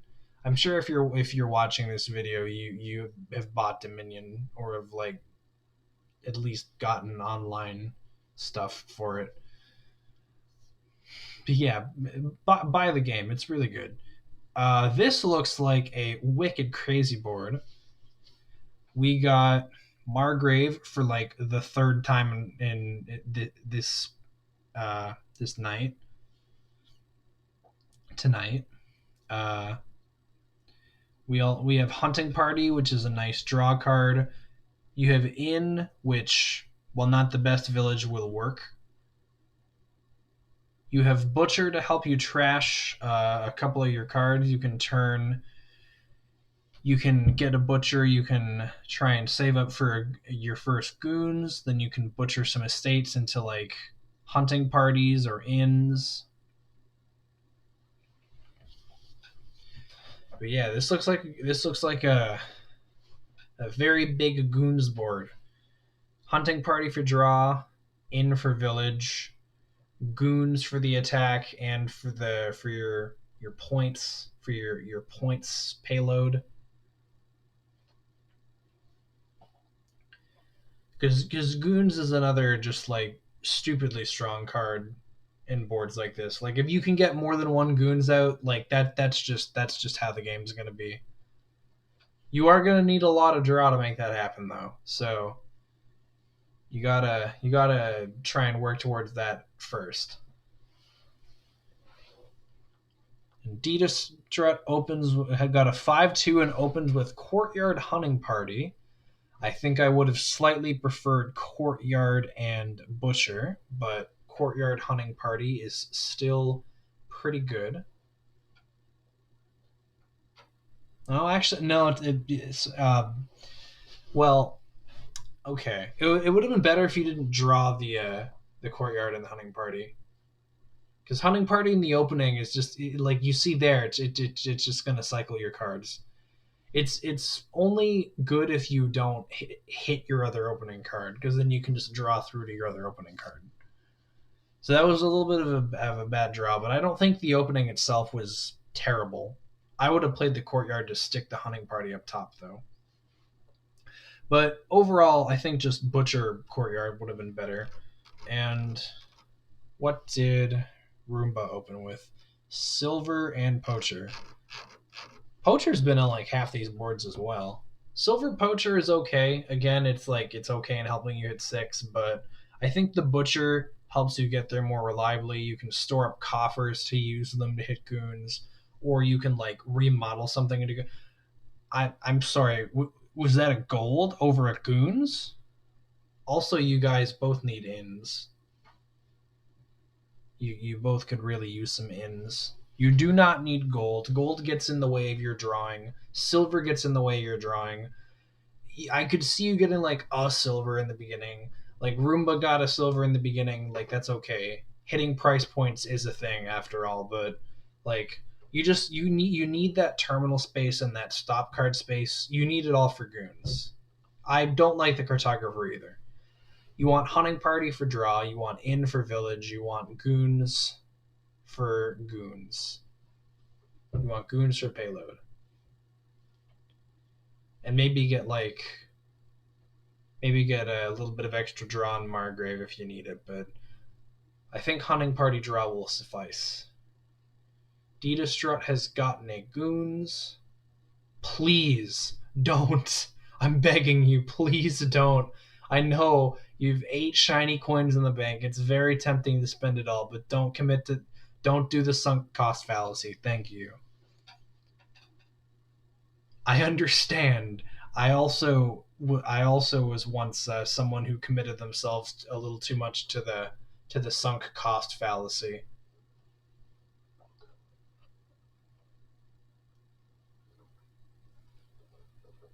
But the cool thing about Dominion is that the buying the most expensive card on the board every single time is often not what you want to be doing, which is makes it pretty interesting strategy wise. Like gold does not cost 6 because it's a good card to buy at 6. It costs 6 because most partially because it's very good with trash or benefit cards, but also because it's in every game, so it kind of has to be a little bit bad. Otherwise, you could just buy treasures all the time and just like none of the other cards would matter.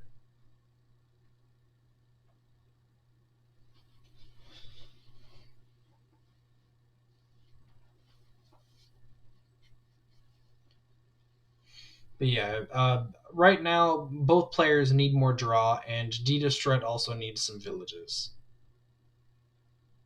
You're getting the pieces together a little slower than you could, but you're still you're still getting the pieces together.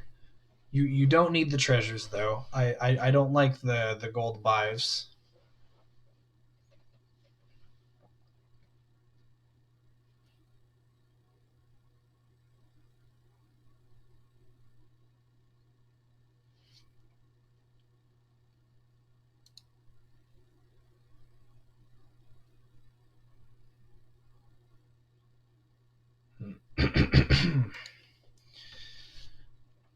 um,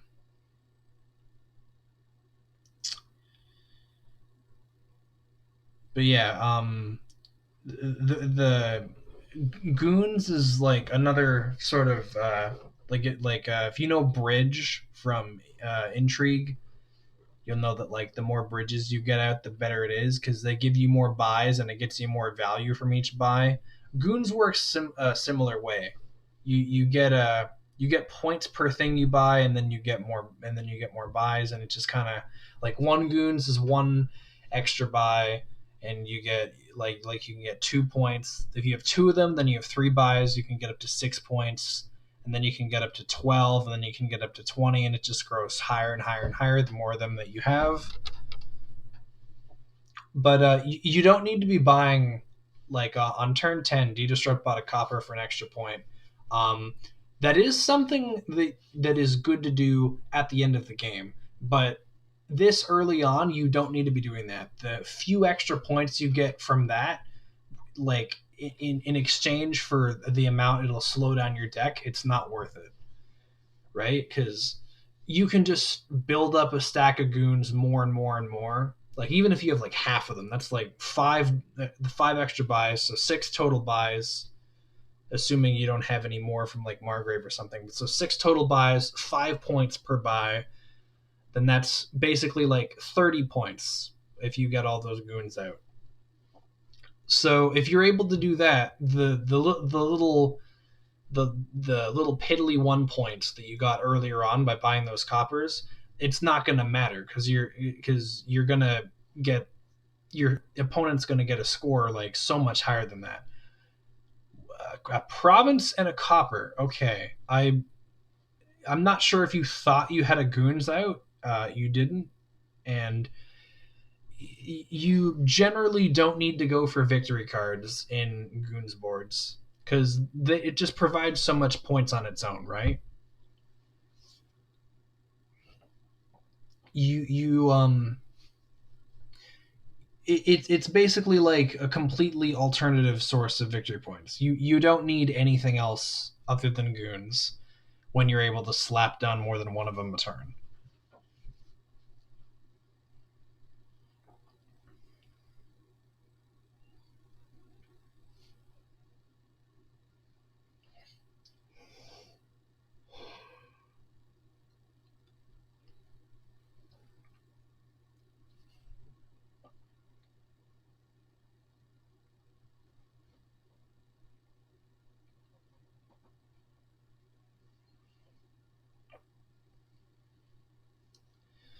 I'm not sure whose deck I like better. I think DJRoomba may be better equipped for the long game.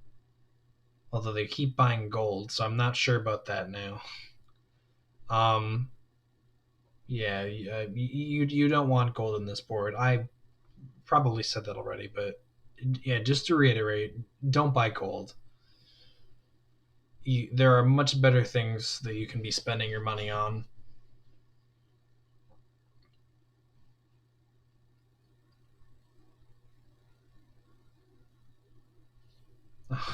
No, please.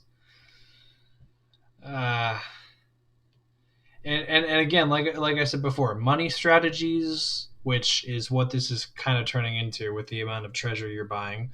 Money strategies are weak against attacks, like Margrave and Goons, because it's a lot harder to hit a hand of 8 when you have 3 cards of money as opposed to when you have 5 cards of money.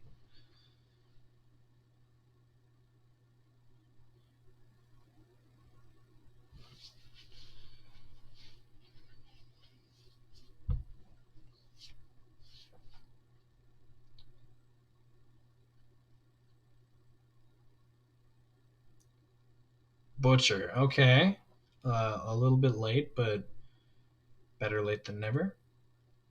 Although I'm not sure about that. You still need ins. You don't have any other terminal space. Top deck the Margrave probably. Yeah. I'm surprised to see so few goons and so few villages gone by. Like if this were me, you'd just be like slamming villages, slamming goons because if you haven't gotten if you haven't ever played with like if you haven't ever played a board where goons gets up to like you have all of them out or you have most of them out, it's just an absurd amount of points.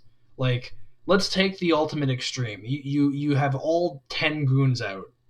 You have all 10 goons out. That means that you have 11 total buys and you get 10 points per buy. That means if you're able to get all 10 goons out, which you can do if you just focus on, well, you can do if you didn't have an opponent to worry about. But if you got all 10 goons out and you drew through to all of them, that's 110 points. Like you're not beating that. You like victory cards or the 1 point victory tokens that you're taking by getting these extra coppers like earlier in the turn here. Like goons just grows so fast, and the fact that it discards your opponent's cards as well, like they're just not going to be able to stop it. I do think ditastrutt's probably going to win, mostly because they have more goons and they do have the points lead right now. Although I don't know, like in theory that shouldn't matter, but seemingly since these players are both going for victory cards, I don't know. But yeah, like on a goons board like this, you don't need to get any provinces at all. You can just completely ignore them. One thing I should say though is cards that are good for goons purchases. There's unfortunately not a ton of them on this board, so you'll have to go more with passable ones instead of really good ones. Cantrips are always very good, especially cheap ones like Hamlet or Page or Market Square or even Pearl Diver, even though that card's kind of bad normally. Like even like the fact that you can just like lay into, if you can lay into cantrips, you can get points off of them, and you're not slowing down your deck cycling at all. That's why getting all these coppers for low amounts of points isn't a very good idea, because it slows down your deck way more than the amount of points that it's giving you. Trashing your goons into provinces.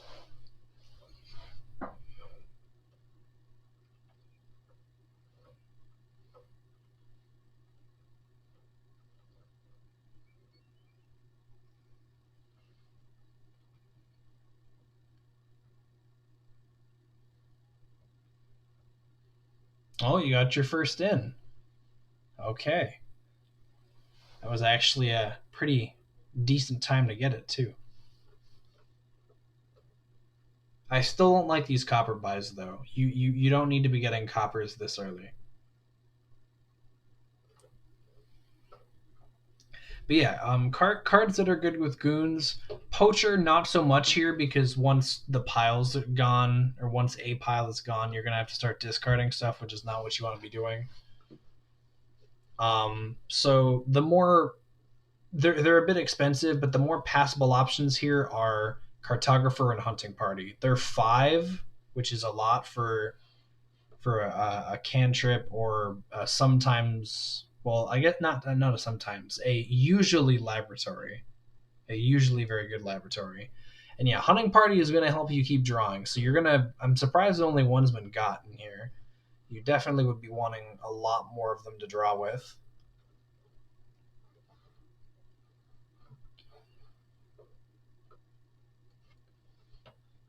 But yeah, even with these more expensive cantrip-ish cards, Goons is just it's just that good.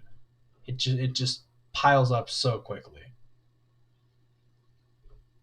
And you don't need gardens either. Like gardens is something to consider at the end of the game, like at the very end of the game, like on your last turn or two, but you don't need to be getting them as early as you are. It's not that early anymore. It's turn 20, and the reason for that is that these players both didn't build enough. They scooped in for points too early. You should have gotten more hunting parties, more inns, maybe a couple more Margraves or even some journeymen, and then goons, and just goons for your points. Don't worry about any victory cards. And if you need an example, you can always watch. Other people play boards with certain cards. Like Wandering Winder has a lot of very good videos about uh, on Dominion. Just him playing some ladder boards and some like tutorials of like strategy as well. But yeah, just like to both of these players, like a consistent thing, and like it's not your fault because a lot of people do it, but like a lot of people get too fixated on gold. Gold is not that good. So to both of these players, I want you to try, like, if you're worried about losing rating or losing stuff to it, just like try it against your friends in a casual setting, or I don't know, but try doing boards and saying to myself, okay, I'm not going to buy gold this board. And more often than not, it will be the right choice.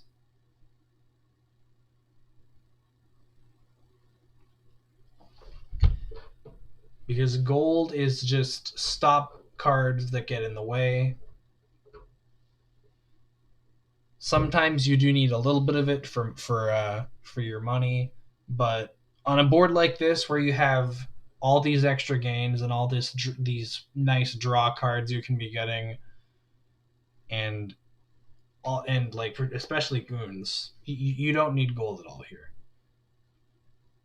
I probably sound like a broken record at this point, but I'm running out of stuff to say. It's a little harder commentating by yourself. But I do want to say, looks like we're almost done here. Ditastrutt is probably just a couple turns away from winning. But I do want to say I'm glad you guys are having a good time, and uh, I'm very happy to have found the online Dominion community. Y'all are really swell people, and this is a nice avenue for some strategic discussion. Like honestly, no one I like almost no one in this community is like pompous or rude, and like that is impressive. I gotta say, I really like that about the Dominion community. It's all just like whenever you're saying someone's doing something wrong strategy wise, like you always back it up with a reason, and that's what I'm trying to do as well. Also, Destrutt's got a win in hand here. I'm assuming they'll see it. They didn't see the milling province thing earlier, but like butcher the goons into province, like that just works. You'll see that, right? I have faith.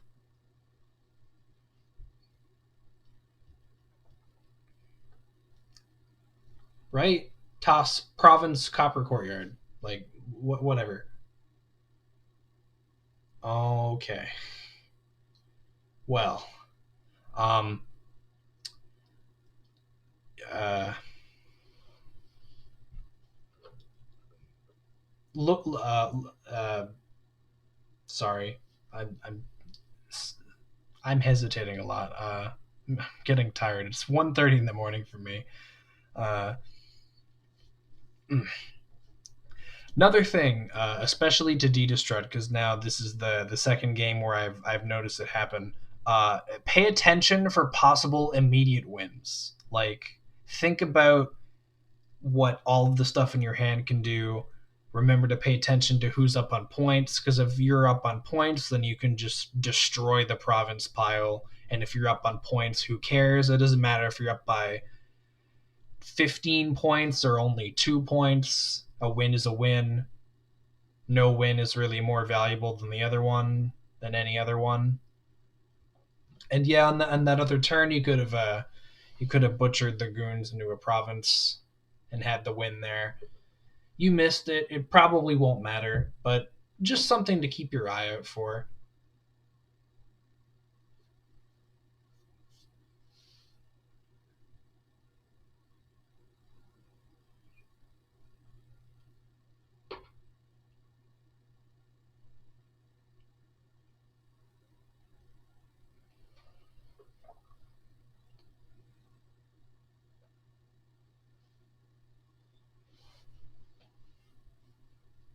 You could maybe still have another chance at it here, depending on what you draw.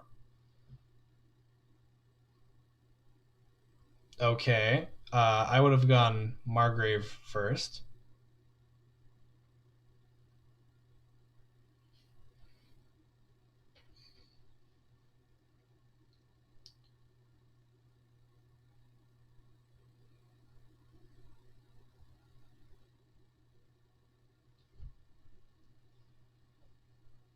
Okay, well, I do think that Ditastrutt is pretty firmly ahead.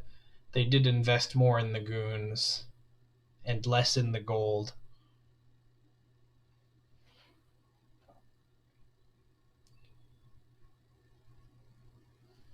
It should only be another few turns now, probably. But again, like you're like if you're looking at it now, like the to the both of you who have invested in victory cards too soon and treasure cards when you probably shouldn't have. Like, look at how clogged up your hands are now. Like, look at how little you do with each turn. You know, like if you were okay. So this is a win in hand for Dita Strut. Just play the goons, buy the province. That's it. Oh no, it's not. I missed the discard attack. Okay, it's not a win in hand, man. And I was telling you to pay attention, and I wasn't even paying attention there. Okay, well, yeah, a duchy estate, I guess. Okay, again, you got another win in hand here. You can butcher the province into a province, and it's fine because you're up on points. I'm not gonna make fun of you if you miss it. I totally understand. Trashing point card, yeah, okay. That's okay. I totally understand. Like at first glance, trashing point cards is like, why would I do that? That's how I win. But when you lose few enough points that you're still up, and you assure that the game ends while you're up, then it's just worth it. And that's just that's just the way that is. Like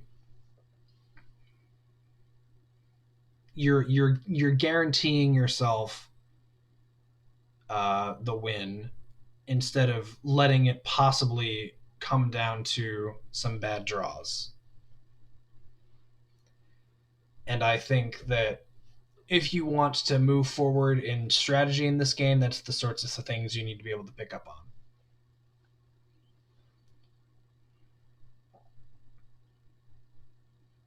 Is this a duchy?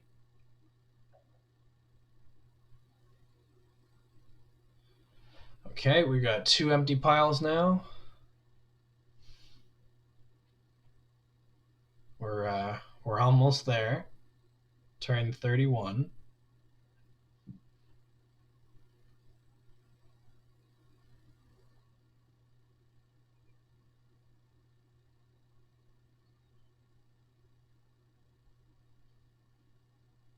Huh. Well, I gotta say, I didn't see that one coming. A hunting party on turn 31.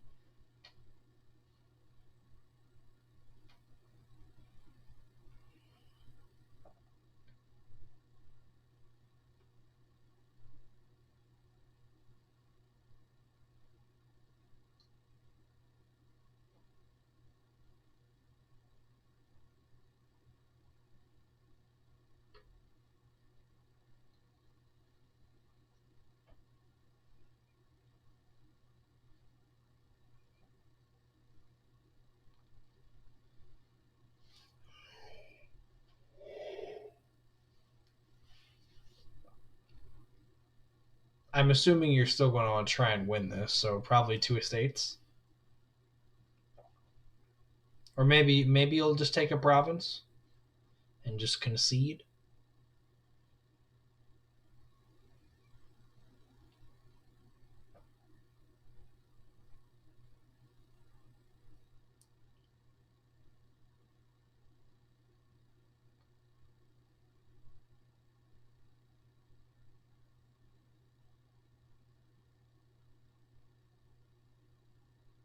Okay. So yeah, you are just giving up.